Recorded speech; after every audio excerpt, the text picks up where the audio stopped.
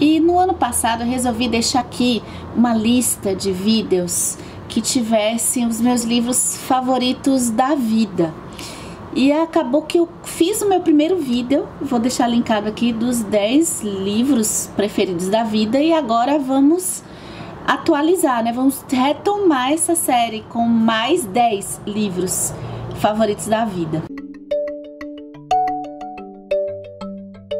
Algumas observações rapidinhas é que esses livros favoritos da vida, eles representaram momentos. Eu não sei se hoje eles seriam favoritos, mas eu gosto até de guardar a memória do momento do que eu me senti lendo esses livros, no momento que eu comecei a passar a gostar de ler.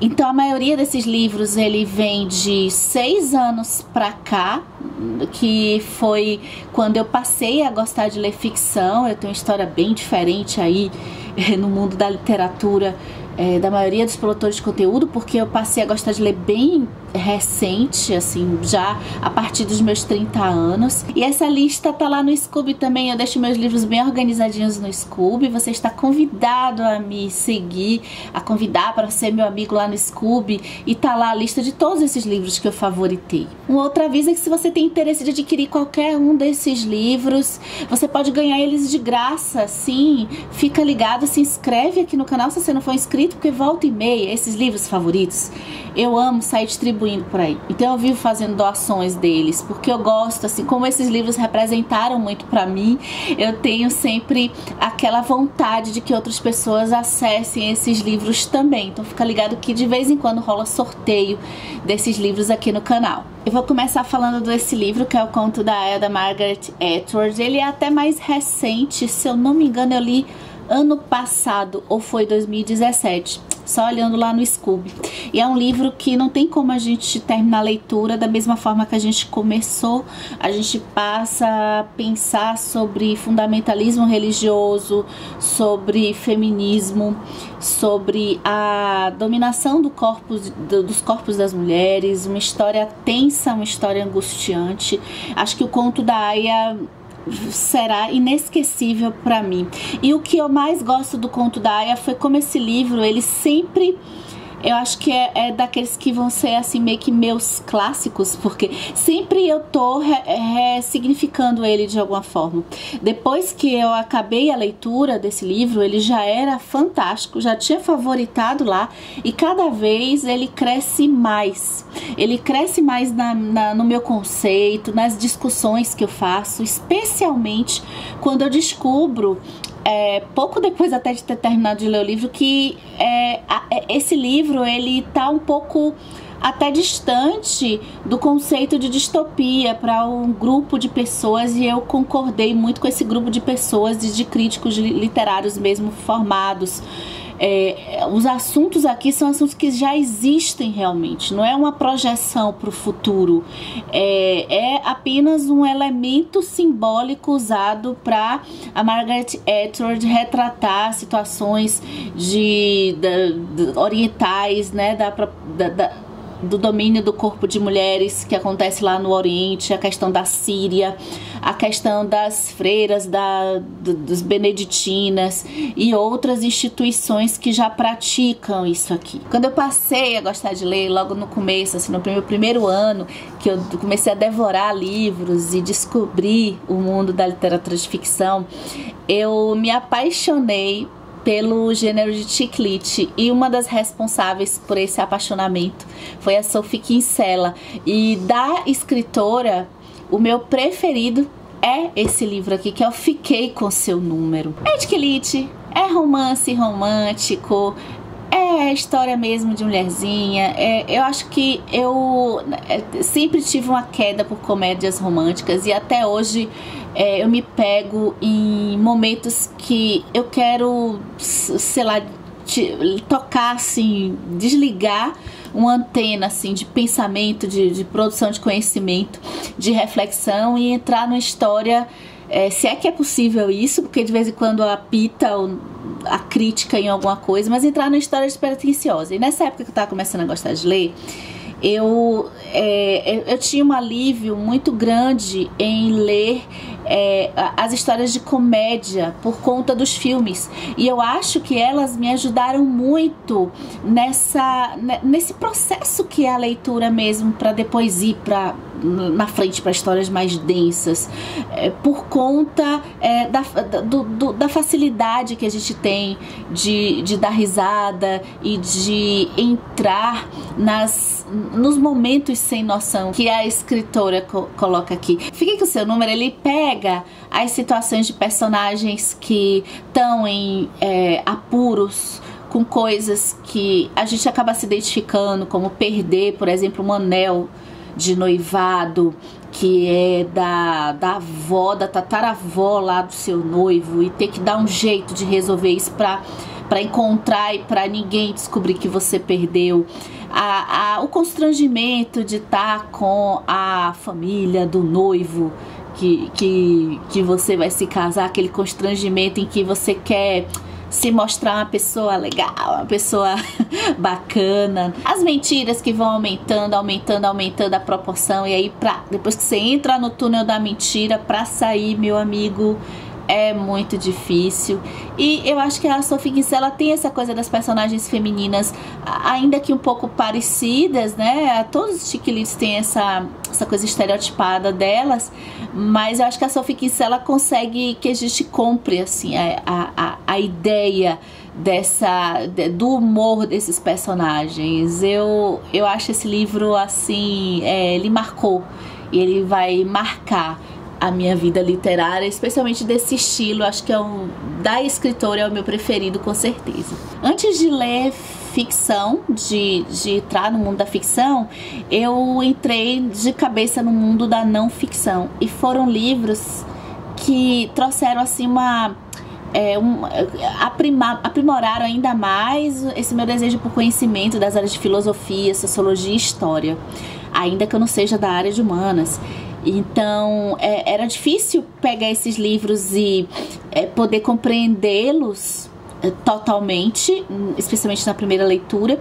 E O Homem que Sabe, da Viviane Mossé, ele foi um desses livros que me trouxe nessa trajetória uma certa segurança de que eu estava tentando ler coisas que eu não compreendia totalmente, mas que existiam coisas que poderiam me levar, textos, aqui no caso a filosofia, sobre a nossa origem humana, a origem do conhecimento. Eu tenho até vontade de reler esse livro com os pensamentos de hoje. Eu acho que ele vai funcionar ainda, mesmo nos dias de hoje. E ele trouxe para mim essa determinação de continuar essas leituras, ainda que fossem difíceis, porque o da Viviane Mossé, ela trouxe uma linguagem mais acessível para quem não era da área de filosofia, e eu gosto muito de recomendar. E esse livro também, ele foi um marco de conhecimento, de percepção como ser humano, fora da parte autoajuda, fora da parte de religião, e que eu precisei, e até hoje eu gosto, e ficou favorito sem dúvida. Junto com O Homem que Sabe veio O Olho de Vidro, da Márcia Tiburi. O Olho de Vidro da Márcia Tiburi, ele já é um ensaio filosófico, e eu acho que ele funciona muito bem para quem sempre gostou de pensar do tema da televisão. Acho que o pessoal mais aí das antigas. Eu cresci assim, turbinada por televisão, gostava das rodas de discussão sobre a influência da televisão, não passava um dia sem ver televisão. Acho que a televisão me atrapalhou muito, o fato de eu querer gostar de ler e não conseguir, com certeza, além da parte de concentração.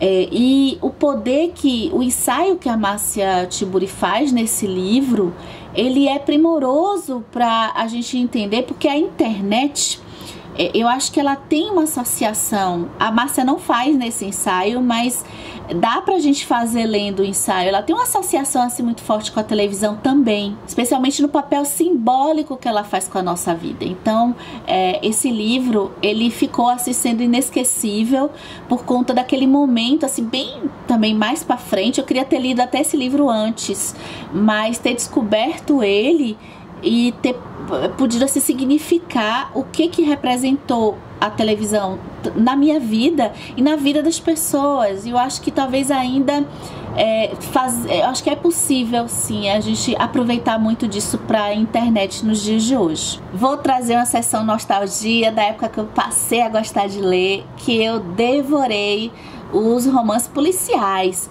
E eu acho que o meu queridinho quando eu comecei foi o Harlan Coben, e tem esse livro que se chama Não Conte a Ninguém. Inclusive, toda vez eu vou procurar esse livro aqui.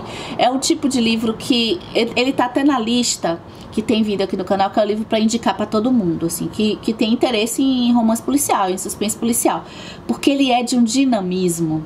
Harlan Coben, ele é um prato cheio para leitores iniciantes, eu acho, né? E eu acho que até leitores que já tem assim uma bagagem, e algumas histórias dele também podem funcionar, porque ele é aquele escritor que ele pega o enredo e joga assim, parece que Todd, bombado, é um enredo que não para o tempo todo, ele é muito alucinante.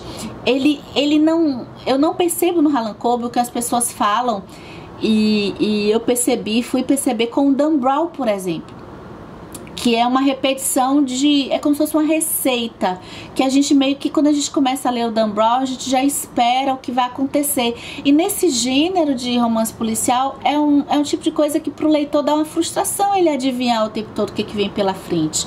É o tipo de gênero que merece que a gente seja surpreendido. E o Harlan Coben, eu peguei assim uma época que eu li alguns, assim, uma quantidade boa de livro deles, e eu não cheguei a enjoar como aconteceu com o Dan Brown, que eu já, no terceiro livro, eu já vi que, poxa, mas tá estranho, porque eu já tô sacando, eu já não tô me surpreendendo com a história. Esse livro, ele representa demais, porque ele foi o primeiro livro que eu tive aquela sensação de todo leitor. Se você já é leitor há muito tempo, você já deve saber, e eu queria ter isso, eu não tinha, que é, eu não consigo parar de ler. Foi um livro assim que eu peguei, foi quase 24 horas, que eu peguei assim de manhã, aí eu fiquei vendo aquilo ali, eu tive que fazer outras coisas, trabalhar, cheguei em casa assim já para pegar o livro, e levei ele até 2 horas da manhã, se eu não me engano, porque eu não conseguia parar de ler. E eu sempre sonhei em ter essa sensação com os livros que eu li, eu não tive, até quando eu li o Dan Brown, antes de passar a gostar de ler, eu li o Dan Brown e consegui ler um livro completo, que já era muito pra mim, mas eu não tinha isso de eu vou levar a noite aqui lendo. Mesmo com o Dan Brown eu não tive, né?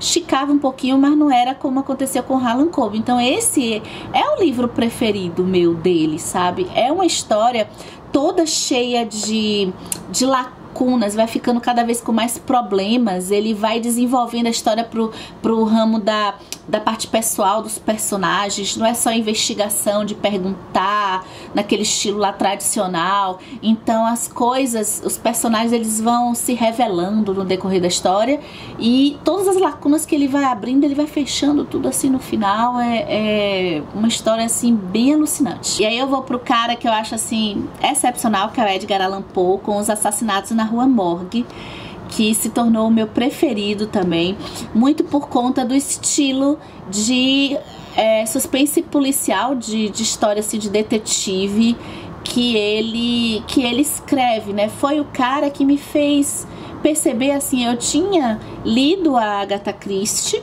e tinha tido um estranhamento com a escritora, posso dizer assim. Eu disse, poxa, mas eu não conseguia pegar muito a história naquela época. E aí eu fui descobrir assim algumas coisas com esse livro, né? Primeiro, como que esse tipo de história eu tinha que ler de uma forma diferente. Então esse tipo de história do jeito que é contado pelo Edgar Allan Poe, eu tinha que ler anotando naquela época. Não é uma história como a do Harlan Coben, mais simples, que a gente vai lendo, a gente vai entendendo tudo, até porque tem mais camadas. Não.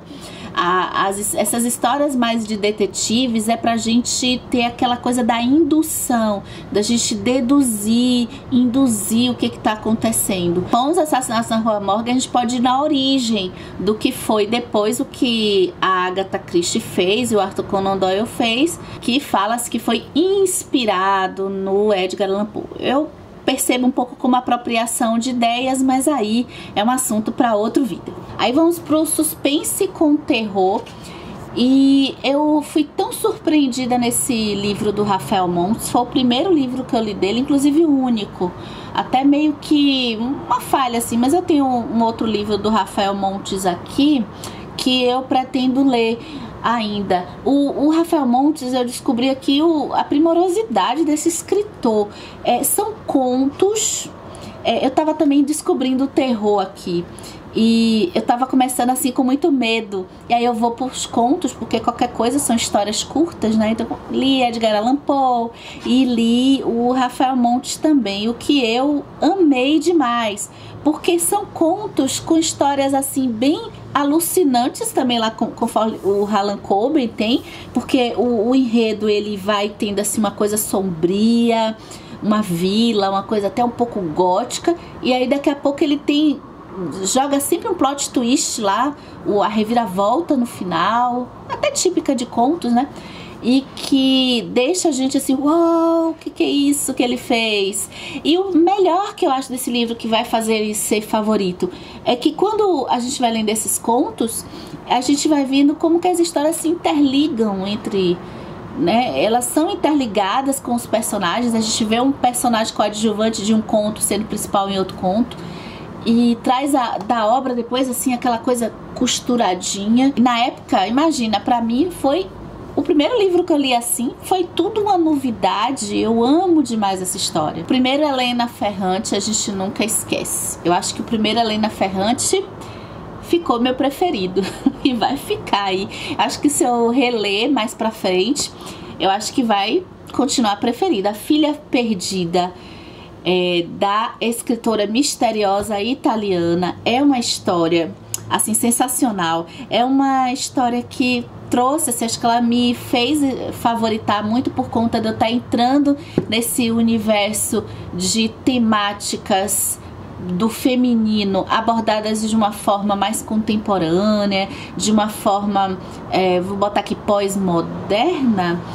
Porque é aquela percepção da maternidade de um jeito diferente, não daquele jeito lá tradicional do romantismo, daquelas escritas dos escritores românticos, daqueles filmes românticos que eu costumava assistir.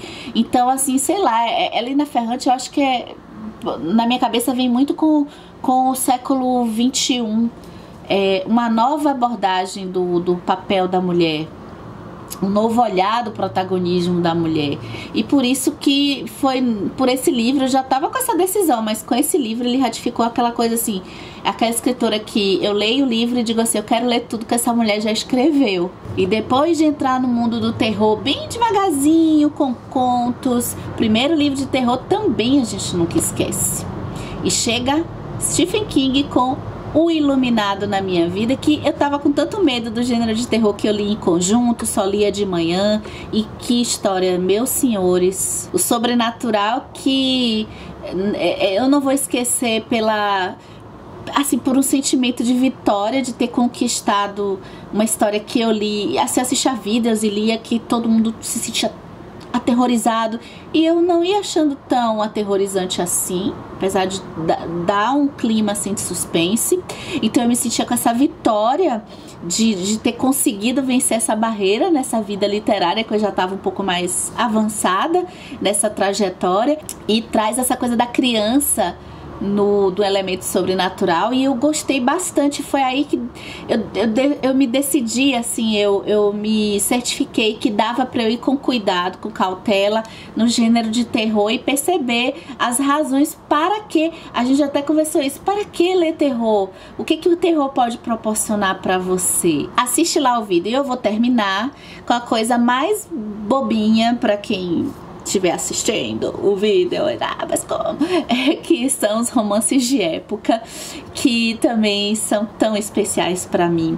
Essa série da Lisa Kleypas, e foi a série assim que eu mais amei de romances de época quando eu tava começando a gostar de ler, e que eu permaneci lendo por um tempo aí, que é a série dos Hathaways. A Julia Quinn entrou nesse mundo assim de romances de épocas, de boom, de hype, e eu fui junto com a galera e super influenciada, e li também a Julia Quinn, mas o meu negócio mesmo, acho que as duas são ótimas, mas o meu negócio foi com a Lisa Kleypas. E quando chega nessa série dos Hathaways, que eu acho assim que é uma série que tem elementos diferentes assim um pouco mais das outras séries. A escritora escolheu trazer alguns elementos mais aprofundados do humor, saindo um pouco da receitinha de bolo, dentro da receita de bolo geral do romance de época, mas saindo um pouco da receitinha de bolo, do conde, de não sei o que. Então ela bota aqueles elementos dos ciganos, ela dá um desenvolvimento dos personagens da família dos Hathaways legal. Até eu falo aqui já no canal Comparando Livros sobre a comparação de Hathaways e Friends. O que faz a gente gostar de Friends é muito parecido com o que faz a gente gostar da série dos Hathaways. E o meu preferido de todos é Tentação ao Pôr do Sol, por conta de alguns clichês que eu gosto, mas ao mesmo tempo algumas inovações do jeito que foi escrito, que eu gostei também. Então, do clichê que eu gosto são aqueles casamentos arranjados, em que, olha, eu vou me casar com você aqui, mas você sabe que eu não te amo, a gente vai se casar, mas a gente sabe que o negócio é assim, o sentimento vai crescer aí depois. Então esse clichêzinho assim do eu vou casar, mas assim, eu até tenho uma atração assim por você, mas né, eu tenho lá um amor do meu passado que eu amo e tal. E esse clichêzinho misturado com a percepção de se ter uma atração assim na cabeça lá desse século XIX, XVIII, como que entra na cabeça ter uma atração e se apaixonar pelo próprio marido ou pela própria esposa. Então essa escritora ela escolheu pegar esse Tentação ao Pôr do Sol com uma veia cômica, de colocar o estranhamento que para aquela época é inconcebível. O casamento é um negócio, então assim, como é que eu vou me apaixonar pelo meu marido, sabe? Então ela trouxe isso tanto pro marido, que é um cara super objetivo, também super de negócios. Rapaz, eu tô me sentindo atraído pela minha esposa, como é que eu vou fazer para lidar com isso? Então ela trouxe esse elemento do estranhamento que vai permear aí essa história. Um jeitinho, um romance de época, que trouxe ela a ser a minha preferida dessa série dos Hathaways, minha preferida da escritora. De romance de épocas, e ela que fez, acho que esse livro consolidou eu fazer a Lisa Kleypas ser a minha escritora de romance de época preferida. E como é gostoso a gente lembrar dos melhores livros, dos livros favoritos da vida. Eu tenho muita curiosidade de saber os seus livros preferidos da vida. Faz uma listinha aqui com alguns que você gosta e a gente pode conversar mais aqui nos comentários ou nas redes sociais. Fique à vontade. O melhor dessa experiência é a gente trazer as recordações de como a gente se sentiu nessas leituras e perceber como a gente se transforma como leitores. O tempo todo eu tô perguntando assim, esses livros preferidos seriam meus livros preferidos hoje? Eu acho que a maioria deles não sei se seriam livros preferidos hoje. Se eles permanecessem assim, se eles permanecerem, vou botar com uma coisa bem factual, se eles permanecerem preferidos ou até livros excelentes, é porque para você, que é o que importa na leitura, é como você se sente, né? Não o que os outros estão falando. Para você vai ser um clássico, o que é legal, um livro que você vai ressignificar a cada leitura, mas ainda vai gostar dele. E se você também hoje não gostasse do livro, né, um processo também de conhecimento que é legal, é você saber que você mudou, e isso é bom também. Então guarda lá, não acha que esse livro é ruim. Guarda a emoção que tu teve, que você teve lendo aquele livro naquela época, o que ele representou naquela época. Então ele sim é favorito.